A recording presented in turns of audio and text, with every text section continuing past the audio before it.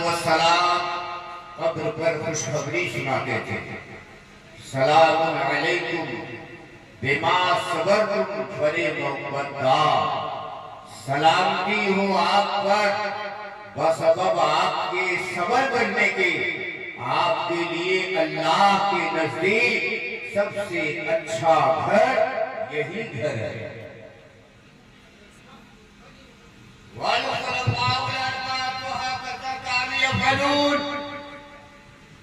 और ये सिलसिला वहीं तक महदूद नहीं रहा, बल्कि आपके चारों खुलफा भी ऐसा ही किया करते थे।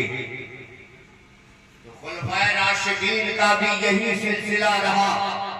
कब्रों पर जाना शिर्क भी नहीं, बिदअत भी नहीं, हराम भी नहीं, मगर एक सवाल है, कब्र पर जाने वाला बेनमाजी है तो सवाल,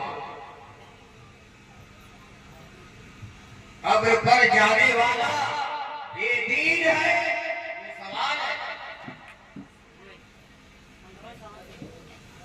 कब्र पर अपनी माँ के जाए, भाई के जाए, बेटे के जाए, पीरो मुर्शिद के जाए, असातिज़ाए कराम के कब्र पर जाए, चाहे वो जिसके कब्र पे जाए, अगर वो बाशरा है, मुत्तकी वो परहेज़गार है, तो उसका जाना भी लाजवाब है और उसका आना भी।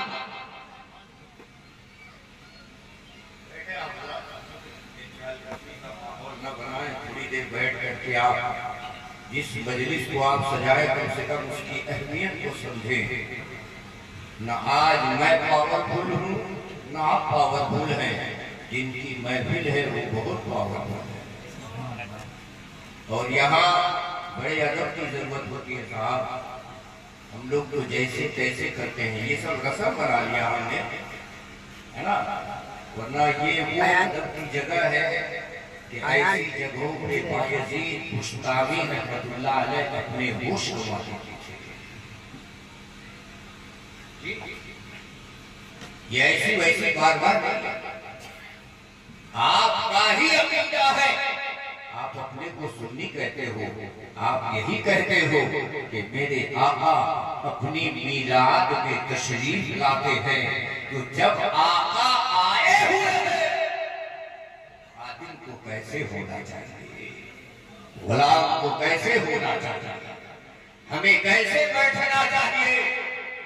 फिर भी इस चीज को ताजा करने के लिए बरेली की चटाई पर बैठकर मेरे इमाम, सबके इमाम, इमाम इश्क मोहब्बत आला हज़रत अज़ीमुल बरकत दरियाए हुज्जतुल इस्लाम वल मुस्लिमीन अश्शाह मौलाना इमाम अहमद रज़ा खान काबिले बरेलवी अलैहि रहमतुल रिज़वान ने कहा, हरम की ज़मीन और कदम रख के चलना, हरम की ज़मीन और कदम रख के चलना। अरे सर का मौका है हो जाने वाले, चमक उससे पाते हैं सब पाने वाले, मेरा दिल भी चमकाने चमकाने वाले। हज़रात मोहतरम, ये बड़ी बाबरकत मजलिस पाक है, इसमें हम और आप बैठे हैं। जो लोग अपनी माँ से मोहब्बत करते हैं, अपने वालिद से मोहब्बत करते हैं, एक जरूरी नहीं कि सरदार साहब हो या राजू साहब हो कि इनकी वालिदा का इंतकाल हो गया। ऐसे बहुत सारे नौजवान हैं जिनके वालिदा का इंतकाल हो गया, लेकिन मेरे दोस्तों, आपने सौगात में क्या पेश किया है? आज तक जो सौगात पेश किए जाते हैं, दुरूद पढ़ करके भेजा गया, सुभान अल्लाह पढ़कर भेजा गया, अल्हम्दुलिल्लाह पढ़कर भेजा गया, अल्लाहु अकबर पढ़ करके भेजा गया, नारे रिसालत या रसूल अल्लाह की सदाएं भेज दी गई। लेकिन मेरे प्यारे, मुझे बताओ ना, अगर ये चीजें आप भेज रहे हैं तो कोई बड़ी बात नहीं है। अगर मेरे पेशानी पे सजदे का निशान हो, मेरी पेशानी पे सजदे की तड़प हो, मेरी पेशानी पे सजदे की तड़प हो, मेरी पेशानी बादशाह के सीने झुक रही हो और झुक करके सुभान रब्बियल आला पहले बाद में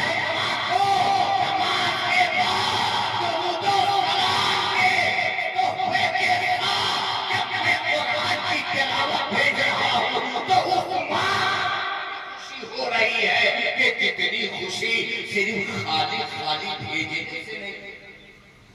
और कीजिए ना, और मोमिन है। आज मोमिन तलाश करोगे, हम सब दावा करते हैं कि हम मुसलमान, लेकिन मोमिन तलाश करोगे ना तो पता चलेगा कि शायद कोई मोमिन हो या ना हो। है कि नहीं? सच्चाई है या नहीं? मोमिन की पहचान क्या है? मोमिन इखलास का पैकर होता है। मोमिन जिससे किसी को कभी तकलीफ नहीं होती, जो कभी किसी को अपने से तकलीफ नहीं पहुंचाता, किसी के दिल को मजरूह नहीं करता। मोमिन जिसके सजदे के लिए दावत की जरूरत नहीं होती, वक्त होने पर वो खुदा की बारगाह में हाजिर होता है। आज सबसे अच्छा, सबसे प्यारा, सबसे अच्छी तबलीग का मालिक कौन है? 5 वक्त अपनी मस्जिद में आता है। सबसे अच्छा मुबल्लिग और सबसे अच्छा वो कर रहा है जो 5 वक्त अल्लाह के बंदों को आवाज दे रहा है।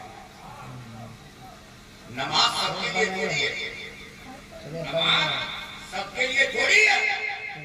नमाज तो मुसलमानों के लिए, मोमिनों के लिए है ना? इसलिए कि नबी ने फरमाया, अस्सलातु मिराजुल मोमिनीन। मैंने एक बार मेराज किया, मेरी उम्मत हर रोज 5 बार मेराज करती है। हर रोज 5 बार अपने रब से मिले। बताइए, नबी ने अपना अच्छा ख्याल रखा या? जवाब दें। मजलिस सजाने से होगा, वक्त बदल रहा है, हालात बदल रहे हैं, जुल्म और तशद्दुद में हम हैं, जुल्म और तशद्दुद के शिकार हम हैं। हमारी बात हम मनवाने की कोशिश कर रहे हैं, मगर कोई सुनने वाला नहीं है। आज कोई चारागर नहीं है, आज कोई हम बेसहारों का सहारा नहीं है। हम क्यों भटकते हैं? क्या हम वो कौम है जिसे अल्लाह ने भटकने के लिए पैदा किया? है कोई सनद कि जिसे कौम का मोमिन कहा जाए वो कौम ही भटक रही हो? जिस कौम ने हर जमाने में सरदारी की वोट उठाया है, आज वो आज बनी है। क्यों? क्या वजह? क्यों हम मोहताज हो गए? क्यों हम गैरों के दर पे ठोकरें खा रहे हैं? अल्लाह के नेक हमारे दिल से खुलूस निकल गया, हमारे दिल से नबी का प्यार निकल गया, हमारे दिल से मज़हब इस्लाम की फितरत निकल गई, हमारे दिल से वो चीज चुरा ली गई जिन चीजों से नबी ने हमें बचने को बताया था, जिन चीजों से हमें रुकने को बताया था।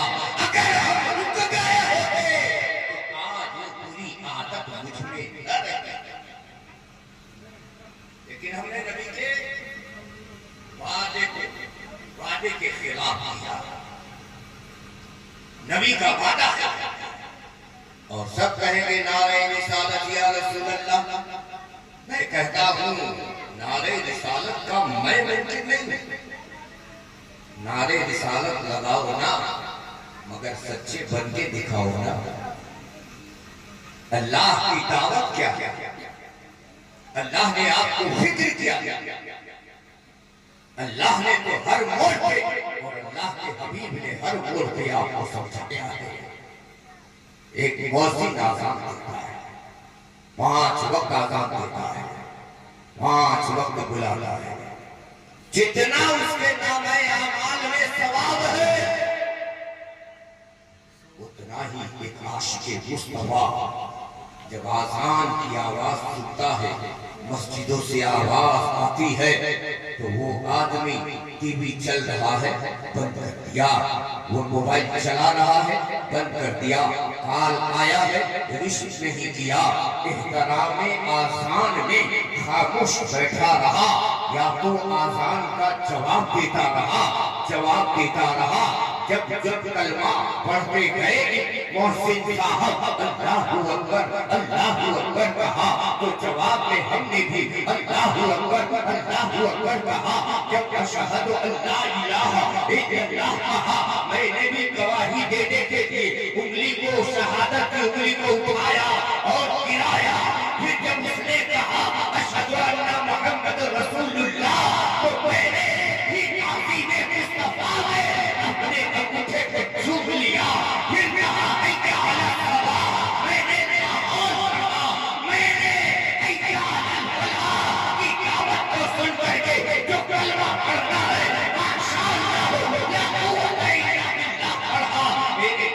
जब मैंने आसान का इख्तियार किया, तो मेरे नामे अमाल में भी सवाब आया, उसके भी नामे अमाल में सवाब आया। तो मेरे दोस्तों, अगर किसी बहाने से नेक काम किया जाता है, तो इससे पता चला कि जिसके तरफ से किया जाता है उसे भी सवाब मिलता है, और जिसकी जगह होती है बरकतों का नुज़ूल। और राजू साहब के वालिदा के जिक्र के, उनके इंतकाल की खबर सुन करके 40वें की मजलिस सजी है, और यहाँ नेक काम हो रहा है। बताओ ना, यहाँ कोई गाली बक रहा है? बताओ ना, यहाँ कोई गिबत कर रहा है? बताओ ना, यहाँ कोई हसद नजर आ रहा है? बताओ ना, यहाँ कोई बुरी बातें करने वाला नजर आ रहा है? नहीं, पता चला अच्छा अल्लाह अच्छा फरमाता है। तो उनके नामे अमल में नेकियों का इजाफा हो रहा, और कमाल है, बहुत बड़ी कमाल की बात है कि लोग ये समझते हैं कि हम लोग जो कर रहे हैं यही सबसे अच्छा है। अगर मैं बताऊं, एक वली कामिल, जिनके घर में चोरी हो गई, तो बेचारे ने क्या किया? बजाय पुलिस के पास जाकर एफआईआर करने के बजाय, इधर उधर भटकने के बजाय, वो सीधे गया कब्रिस्तान में बैठ गया, कब्रिस्तान में जाके बैठ गया। लोग उसको छूटते हुए पहुंचे, साहब आप यहाँ क्यों बैठे हैं? चलिए ना, एफआईआर करते हैं, केस करते हैं, चोर पकड़ा जाएगा। पूरी तरह से आपके घर में चोरी हो गई। कहा साहब ये दुनिया है, मैं उसको कहाँ तलाश करूंगा, कहाँ फिरता रहूंगा उसके चक्कर में। कहा फिर यहाँ क्यों आ गए? कहा यहाँ इसलिए आ गया कि सब जगह से वो बच जाएगा, मगर एक दिन वो यहाँ जरूर आएगा, मैं यही बैठ करके उसका इंतजार करूंगा।